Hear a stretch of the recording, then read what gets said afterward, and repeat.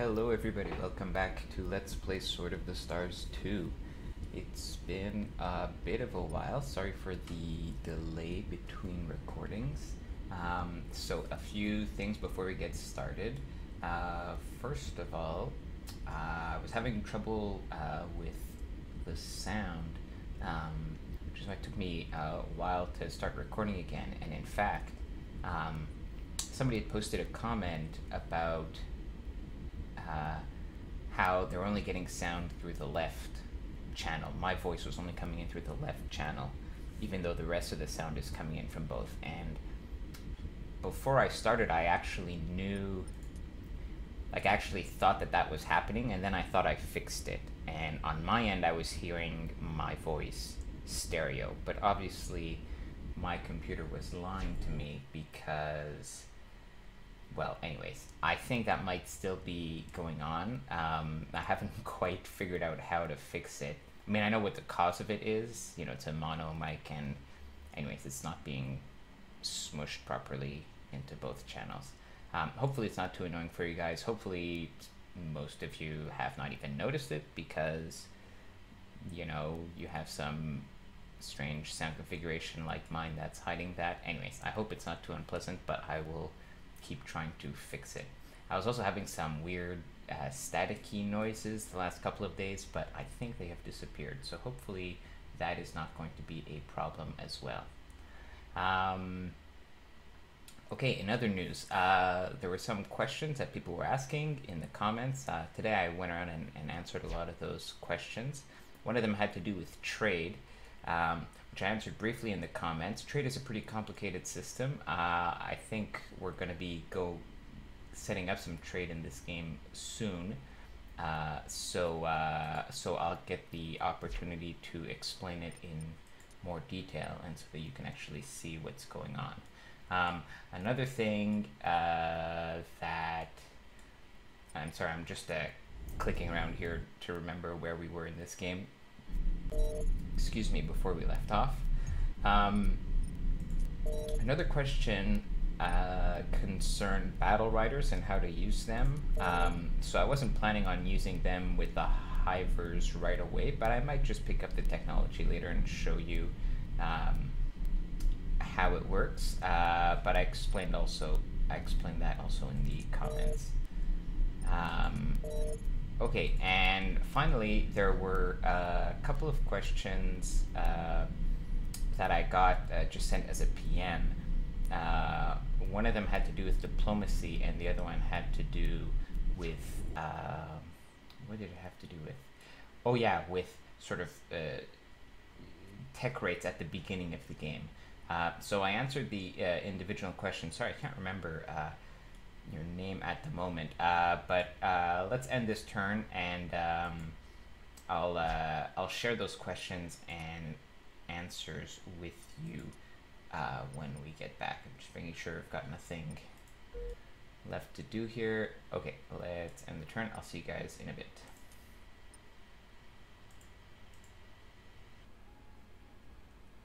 All right, man, those turn timers are long.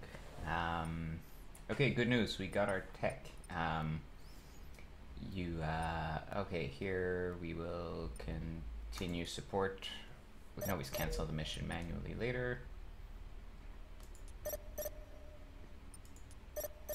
Excellent. Sure.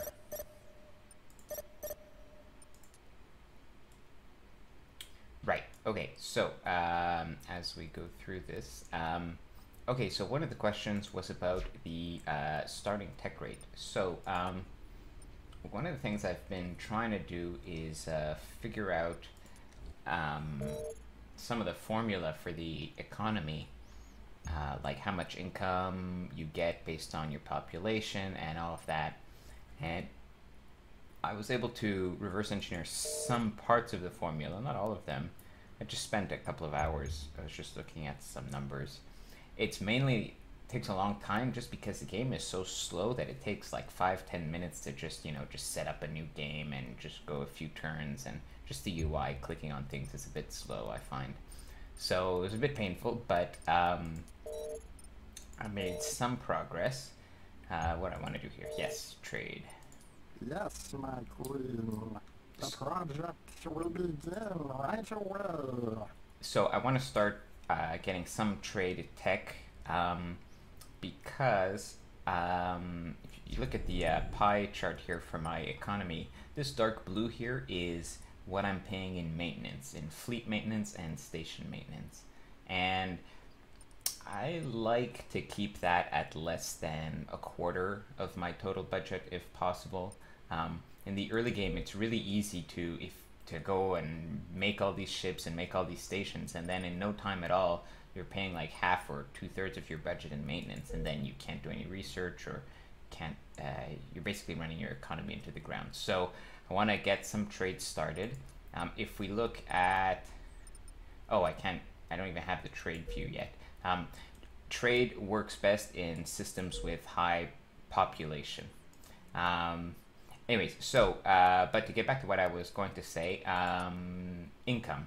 Yes, go away. Okay, so you'll notice here that the income is $333,000 or whatever monetary unit they use. And you know, here's the population, there's the economic rating, and so on and so forth. So, and let's take another system at random. Okay, here we have 110,000 for this much population, although the civilian population hasn't maxed yet, right? And so on and so forth. So I did some number crunching and I got just a few basic relations, but that was just at the beginning of the game. They don't take into account a lot of factors, so I still haven't figured out enough of the economy to know how it works. However, I can tell you that more civilian population is good, and the bigger the planet, the better it is. Although that could be a function of the imperial population, which is maxed at the beginning of the game. In any case, more population is good, which means that at the beginning of the game, if you start with your first planet always has size 10, and it always has 5,000 resources, 3,000 bio. But the other two you get are random, so you can get big planets or smaller planets. And if you get bigger planets, you'll have a slightly more income at the beginning, and more income means a bigger budget, and so you'll be spending more on research. So that's why sometimes you start and your first tech might take 26 turns in one game or 21 turns in another game. That's just the luck of the draw of the planets that you got. So that's the answer to that question. Now let's just follow our colonization fleets here and make sure we're not... Okay, so he's going to support PEC 1. Does PEC 1 actually need support? No, it does not. Is there something else I wanted to colonize? Well, that's nice, but it's going to be expensive. 507, that's expensive too. Sorry guys, it's been a little while, so I forget what my priorities were in terms of colonization. Okay, that only had one system. Actually, it was just colonized. Does it need support? Nah, it's doing fine. Okay, let's use this, I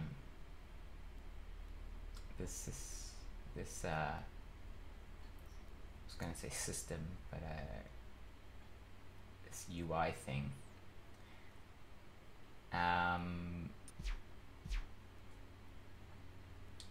just trying to see which planets I have left to colonize. Nothing at Sarah that we knew. Nothing at Gotham. Nothing at Flinks. Yeesh, 649.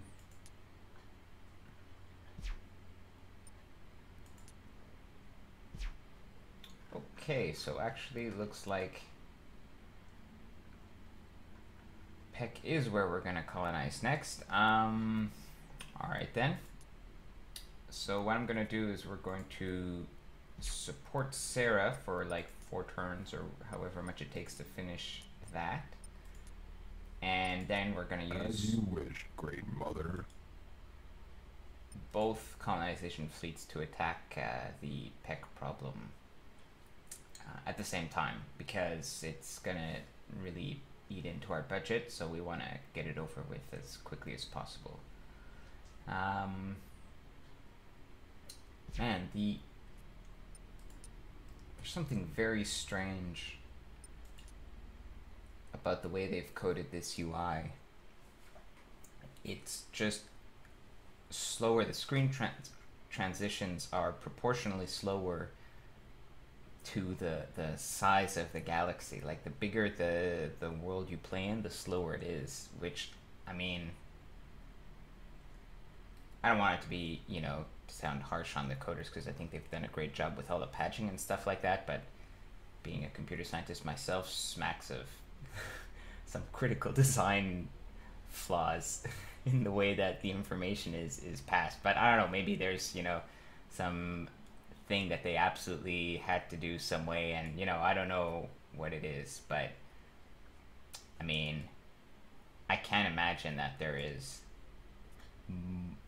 orders of magnitude more information in this game than there is in, you know, some other 4X game with a lot of stuff going on, like a modern 4X game, and their UIs are way more responsive. So there is some optimizing left to do, guys. Don't give up. I have faith. All right. I think we're done for the turn. See you guys in a bit.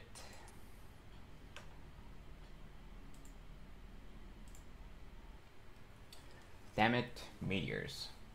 I don't know if we've had meteors yet, so I will show them to you. Although normally there's not much point in fighting this battle manually. Meteors suck.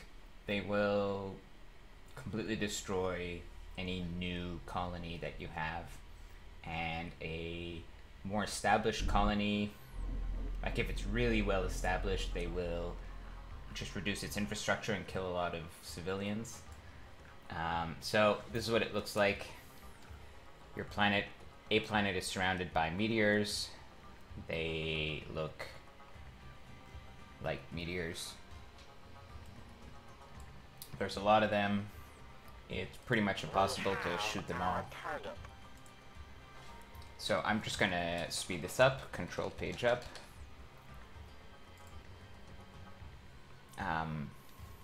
So see, the planet, because it's not very colonized, is just can't shoot enough missiles to deflect them all, and you see when the circle went white, that means the colony was destroyed. So that's okay, we'll just recolonize it. One thing that you have to remember is that when you actually, I'm going to turn down, it's probably going to be a bit loud for you guys, the combat music. That should be better. So when you have a colonization fleet on its way to support a colony, and the colony gets destroyed, the fleet doesn't get the message, so you have to manually cancel the order, and then go ahead and send the new colonization order. So that's what we're going to do in just a moment.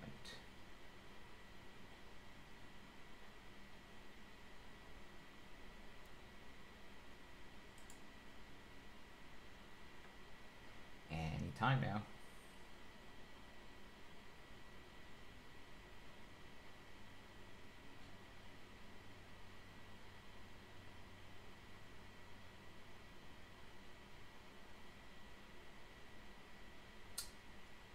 This doesn't look like... Oh, there we go.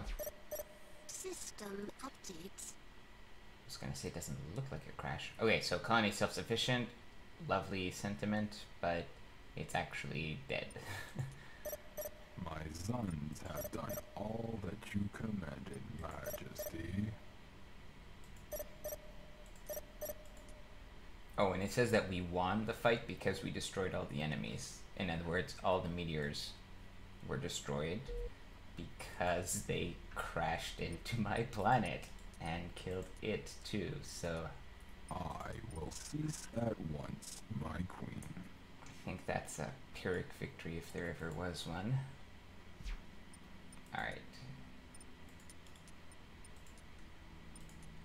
As you wish, Great Mother.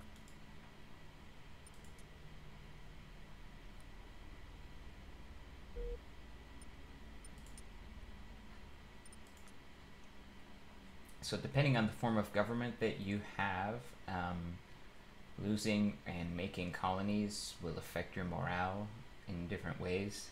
The colony will be tended carefully. Honestly, the morale is pretty easy to keep up, as long as you're not, losing more colonies than you're making, and you're not losing more fights than you're winning. Plus, the hivers in their gate stations have a thing that a module they can build to help with morale, so I'm not too worried about that. Okay, so let's set back our plans for a turn. But we'll live. This looks like it can be surveyed. Maybe. Yeah, we've got a survey fleet. What do we have in reserve? Oh, supply. Is this full? Yes, good.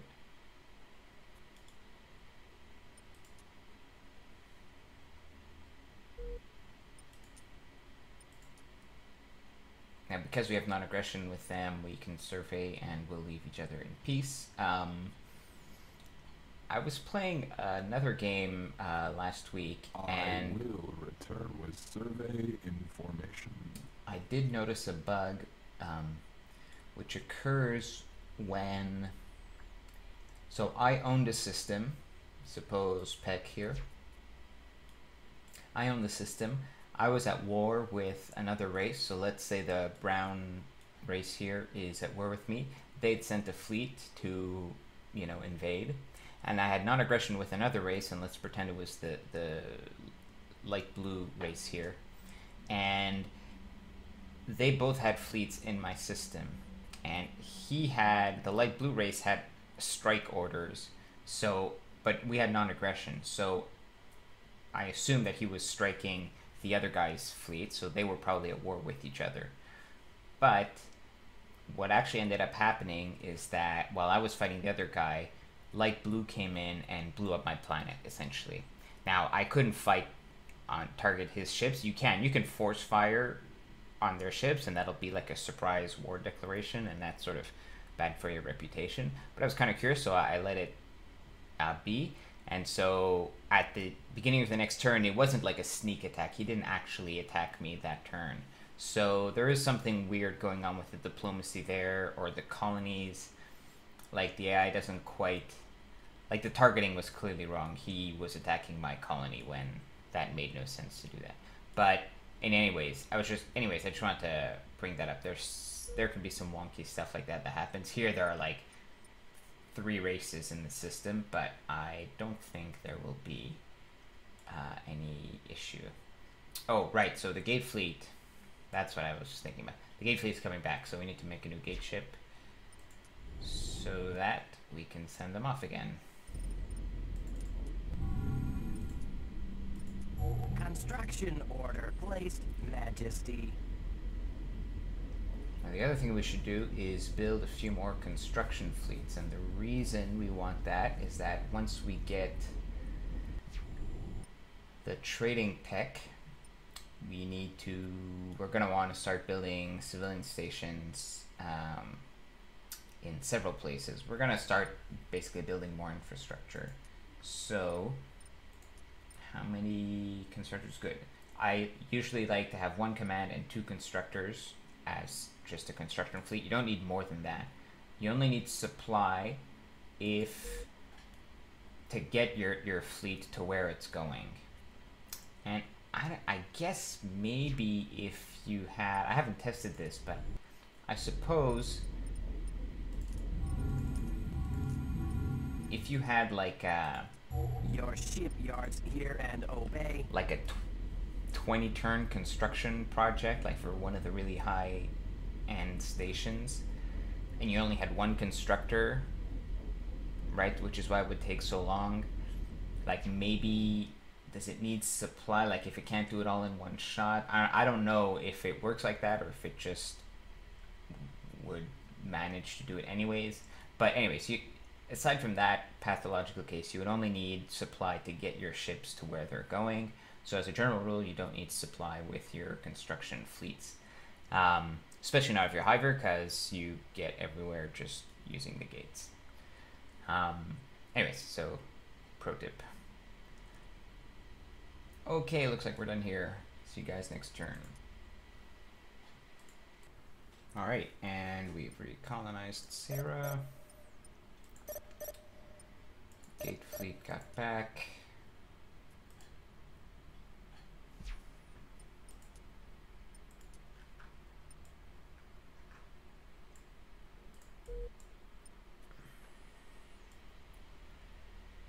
Okay, so this is going to be Tarka's space. We were trying to go here to expand. Well, I guess any of these places is just as good as another. Once we get farcasting, we'll be able to speed this process up by a lot. But it's not really a priority for now. Okay, the other colony fleet for Sarah. That's what I thought.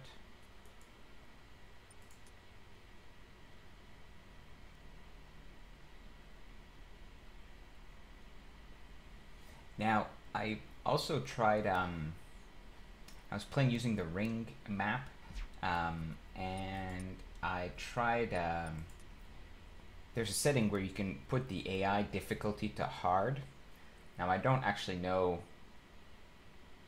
what that does. I can say, though, that the AI were building more fleets, and they were more aggressive. They were sticking to war more often. Normally, they just kind of do peace right off the bat. So I kind of regret not doing that here, but I, sort of didn't know at the time. And so the reason I'm mentioning this is because if you are playing a game where you have war, I would recommend building a naval station in every system, just the basic one. Like, you don't upgrade it. Well, buy the modules, but don't upgrade it. And the reason is that will allow you to rebase several fleets into that system, whereas normally you can only rebase one fleet, and only if you have a developed colony. And that's just a tactical sort of, you don't want to have to deal with the sort of logistics nightmare of shuffling fleets around, especially if you're not Hiver. If you're Hiver, it's not as bad because it only takes one turn to move anything around. But, you don't want to have, oh, my fleet is like 4 turns in and then the other one is coming, but I have to move this one out of the way. No, it's just a pain. So, definitely do that. Anyways, just a quick tip. Okay, I think we're going to end this episode here. I will see you guys in the next episode. So long.